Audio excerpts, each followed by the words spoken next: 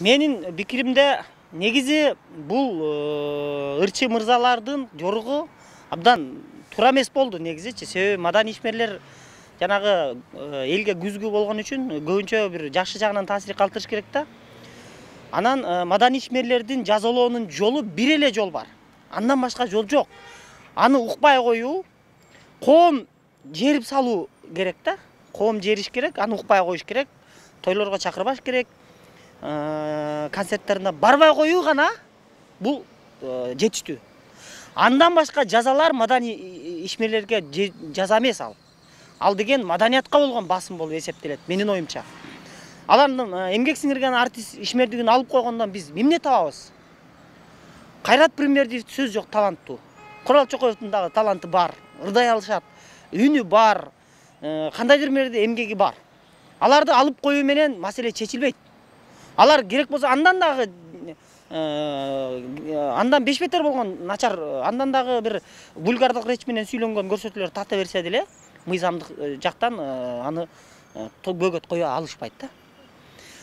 Биз мамлекет, эгерде мамлекеттик машина чыгармачыл адамдарды жазалоого киришкен болсо, анда сөз эркиндигине кошо басым жасалат да. Мен ушуну айткым келет. Социалдык тармактарда да айтып атам.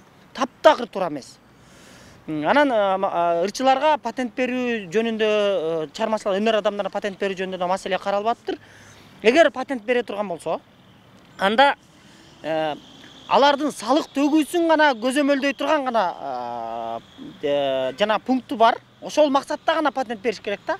Анан алардын жанагы жүрүм туруу, этикалык эрежелерди сактоосу сыяктуу же эле мамлекеттик иш-чараларга катышып катышпай коюусу тууралуу маселелерде патентин алып коюу деген болбош керек. Таптакыр. Биз Өзбекстанды мисалга тарта беребиз. Өзбекстан диктатордук өлкө катары бизге азыр ушул тапта таанымал. Анан биз демократиялык принциптерди жайылтуу үчүн чыгармачыл адамдардын өзүнүн жанын өзү багып атканда, аларга биз айлык төлөп аткандан кийин, алар өзү өнөрүн өркүндөтүп, өзү концерт коюп, өздөрү жанагы контент топтоп, өздөрү тойлорго барып акча таап аткандан кийин биз аларга эч качан киришкенге акыбыз жок.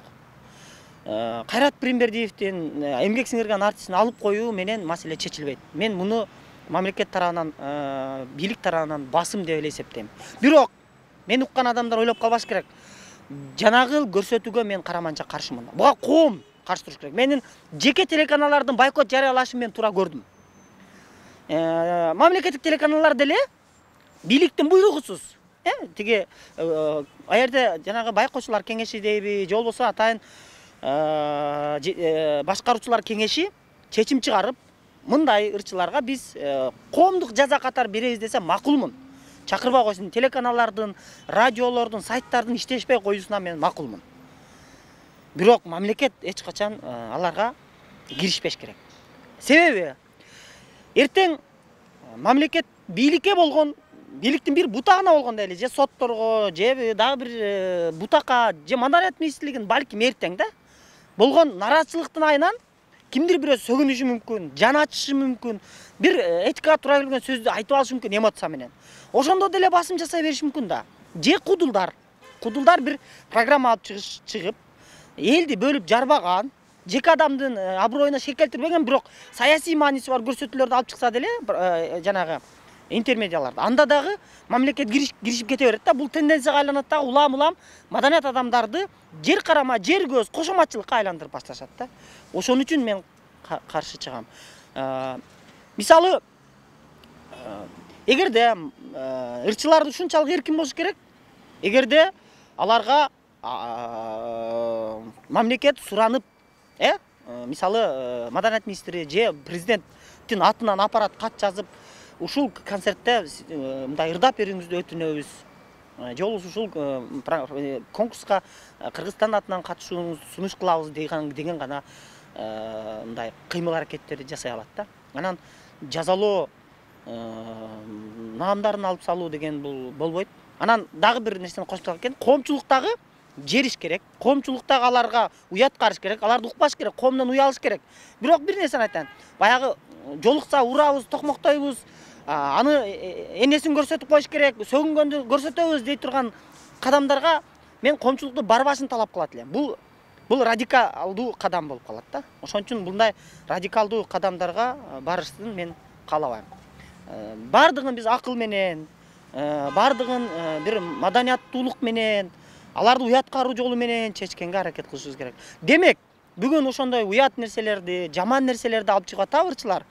Анда биз коом ошого татыктуу болуп баратабыз. Ошону биз жана YouTube каналынан көрүп, контент топтоп берип атабыз. Ошонун акча табуусуна, ошонун бир каражат табуусуна биз түрткү берип атабыз. Коом ошого ылайык болуп калганда, биз альтернативалуу жолдорун табышыбыз керек. Коомду эмне менен алаксытабыз, эмне менен алек кылабыз, маданиятты кандай пропагандалайбыз. Ушул жагынан алгылыктуу иштерди жүргүзсөк эле, менимче аларды көрүүчүлөрдүн саны аз болуп, өзүнөн өзү банкрот болуп калат да. Мен ушул ойду айткым келет. Мисалы Курал Чокоев же тиги Манас Алыкулов, Кайрат Пирдимердиев бирөөнүн абирине шек келтирдиби? Келтирген жок.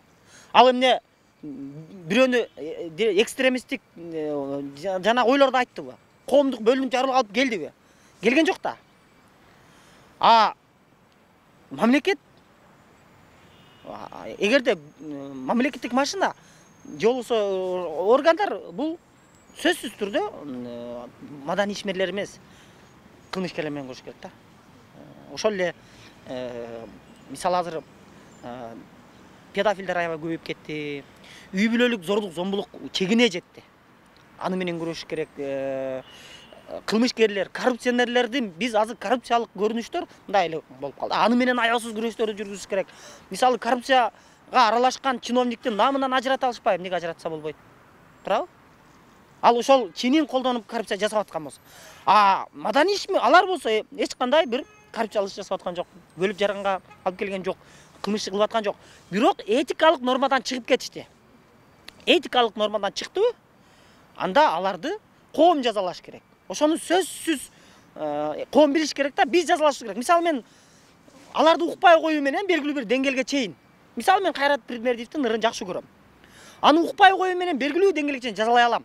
Ал ошол жерге чейин уялат, кой мен ырчы катары элим сыйлайт экен деп туруп, ошол өнөрүн улантат. Курал Чокоев, Манас Алыкулов деле ошондой кылат да. Мындай көрсөтүүлөр Европада бар деп жүрүшөт. Эми биз Европа болгучу али көп бар. Биз мындай көрсөтүүлөр менен чындап жакшы нерсе жасай албайбыз. Ушул нерсени маданий ишмерлер да билиш керек. Ар бир маданий ишмер, жазуучу, акын, блогер, журналист бардыгы эмне алып чыккысы келсе дагы коомго бир пайда алып келе турган продукция алып чыгыш керек да. Ушул гана милдет. Мисалы блогерлер коомдун проблемаларын, көйгөйлөрүн жазыш керек. Ырчылар жан дүйнөнү агартыш керек, эс алдырыш керек. Журналисттер ошол сыяктуу мисалы проблемалар көтөрүп, анын чечүү жолдорун издеш керек. Жазуучулар элди агартууга күчүн жумшаш керек да. Булардын кадамы абдан туура эмес болгон. Бирок мамлекеттин буларга жасаган мамилеси дагы туура эмес. Ушуну билишибиз керек. Менин оюмча эч качан жанагы баш кесмек бар, тил кесмек жок дейт.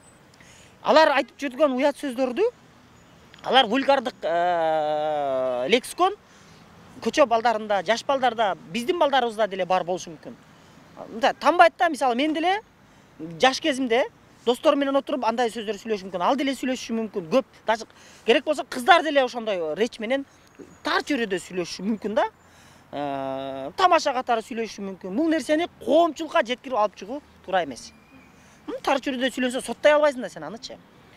Анан административдик чара көрүү, наамдарынан ажыратып коюу, же болбосо айыппул салуу деген нерселер болбосун. Мен ушуну суранам. Элдер күрөшсүн ушу менен. Биздин бир эле байлыгыбыз бар. Кыргыз элинин бир эле байлыгы бар. Эч нерсеге алмашкыз. Бул ойлоо эркиндиги, жашоо эркиндиги, сөз эркиндиги, жеке керпаштын эркиндиги. Мындан өткөн байлыгыбыз жок. Кем байлыктар, тиги нелерселер байлык эмес биз үчүн. Эгер ушул байлыктан кол жууп калсак, анда биз жакын арада жок болуп кетебиз өлкөчү. Анан маданий ишмерлерине да айтат элем. Ушул байлыкты ашыкча пайдаланбагыла.